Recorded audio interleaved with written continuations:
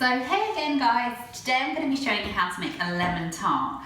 With this one I'm going to show you how you can do it with a food processor to make your pâtés look great instead of by hand rubbing in or the creaming in method.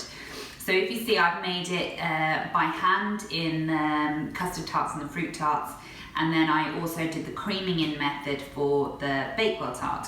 So today I'm going to show you how to do it in a food processor, which is much easier for your pastry. You can do this in your food exam as well, which will show a different skill because you're using a different equipment, and just shows that you know how to use different skills in the kitchen as well. So first thing you're going to do is you're literally going to put your pastry ingredients in. So I've got my plain flour. I'm going to add my plain flour. I've got my cold butter, which I've cut into cubes, which makes it easier, and I put it in the fridge till I needed it. So butter in. Then I've got my little bit of icing sugar to make it a sweet pastry. And then I've also got my egg, which I'm not going to add yet. Then all I'm going to do is I'm going to turn it on, and rather than put it on full steam ahead, I'm just going to pulse it. And pulsing it stops it from going like into a puree. And I'm going to do this till it goes into breadcrumbs. So the next thing I'm going to do, once I pulse it into breadcrumbs, I'm going to use the yolk. So I'm going to save my egg white for another day, and I'm going to use just my egg yolk in here. So separate it back and forth, or you can do it with an egg separator or your hands. Add your yolk, eggshell in the bin, wash your hands. So in here I've added my yolk, and I'm also going to add a tablespoon of cold water. So we use cold water rather than hot water, so we don't melt the butter. And this gives you a much better pastry. And it's easier to work with as well. And then I'm just going to pulse it. So once it started to come into clumps, you can see it. And when you squeeze it, it goes together into like a ball, like that. That's when you're good. So I'm just going to tip it out onto the surface. Don't over put it in the food processor because you'll end up with really tough dough that will crack as well when you put it in the oven. So with this, it's just, as you can see, into lovely breadcrumbs. I'm going to use my hands to bring it. See how easily it comes into a dough. Now, if it doesn't come into a dough straight away, when you squeeze it in the food processor, you might need to add a little bit more water, but only a teeny bit. If you add too much, you'll ruin it. So literally just squish it together till it forms a nice dough like that. There we go. And then I'm going to wrap that in cling film. So again, this is another good one to make for your food exam, and you could serve it with little meringues on the side, so you could use the egg white to make meringues. You could also serve it with like some raspberry Kool-Aid to go on the side as well. So this I'm going to pop in the fridge, and then we're going to make the filling. So next step is to make your lemon tart filling. To do this, you're going to need your eggs, your sugar, your cream, and your lemons. So first thing you're going to do for your filling is you're going to zest your lemons. So we've got lemon zesters that you can use, which you go down the side, or you can use a grater. I've got a cheese grater that I'm going to use, and I'm just going to zest my lemons. Now, if you don't want it too lemony, don't put all your zest in. I'm making this for my mummy, so I know that she loves it really lemony. So just go around, make sure you don't go deeper than the yellow, so you don't want the pith, you don't want the white.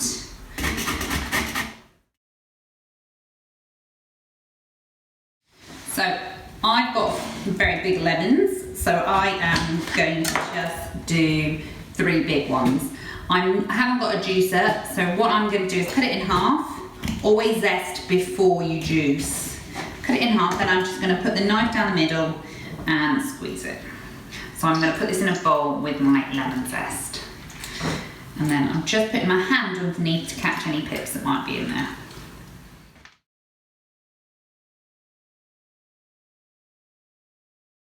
Okay, so for my filling, I'm going to crack my eggs. So I've got 5 eggs, oh, good crack. And the whole egg goes in, so crack it open. So for this whole recipe, you need 1 box of 6 eggs for it, which is quite a lot. Again, you can half if you want to half if you're making smaller ones. So once I put my eggs in, wash my hands. I'm then going to whisk my eggs just to combine them. Again, you can use an electric whisk, but I don't really need to for this one. So just whisk it to combine it. I'm then going to add in my sugar. A lot of sugar. You can use golden caster sugar or normal caster sugar. I've used a mixture, so 50-50. Pop that in. Then going to add my cream.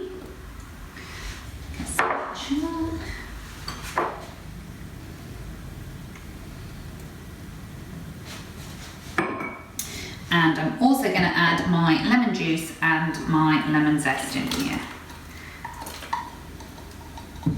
So once that was all in, give it a good mix,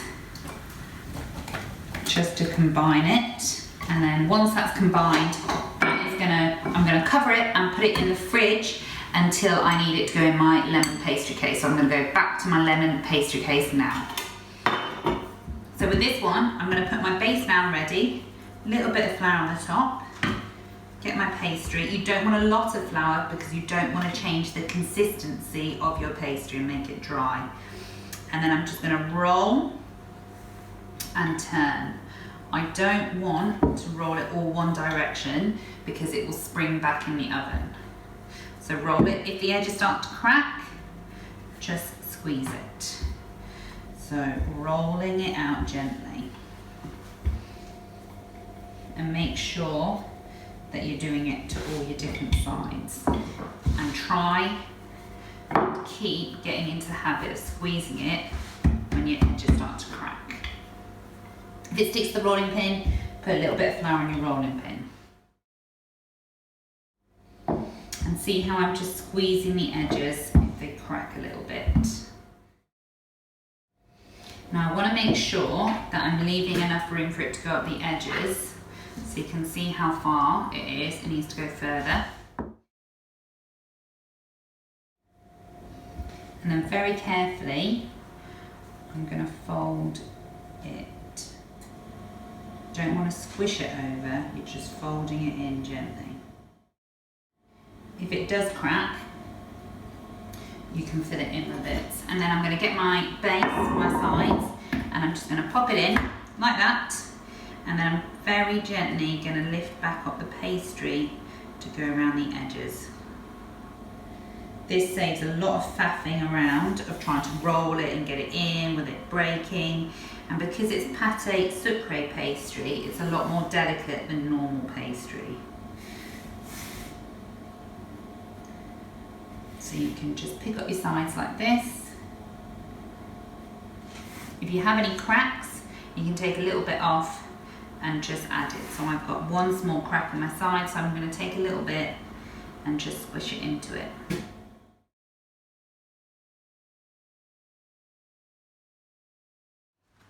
So hey again guys, after the pastry has chilled in the fridge for about half an hour for the lemon tart. If it's longer it's fine, but you don't really want it less. It's nice and crisp and the butter's set, so it's ready to go to be blind baked. So you need a bit of baking paper, pop it in, make sure you're right down to the bottom, some baking beans, or if you haven't got any, some pasta.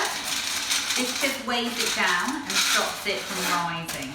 I'm going to blind bake in the oven for about 12 to 15 minutes. Okay, so back to the lemon tart. Once it's been in for 12 minutes, I'm just going to take my baking beans out, and you can see that it's starting to go golden brown around the edges. That's good.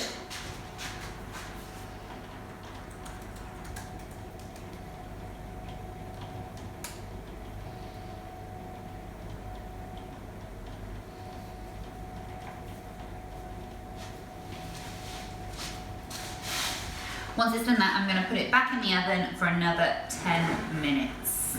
Okay, so once your lemon tart is blind baked, you're then going to add your lemon mixture. This is to stop your base from getting soggy, that's why you blind bake it. So get your mixture out of the fridge, give it a beat just to make sure it's all combined, and pour it in. If you want to fill it to the top and you're worried about it overflowing or spilling it on the way to the oven, put it in your oven shelf, put it out and add a little bit.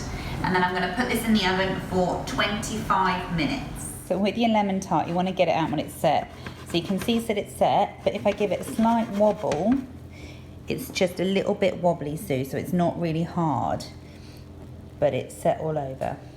There you go. And then you're just going to let it cool and then gently get it out of your case. Enjoy!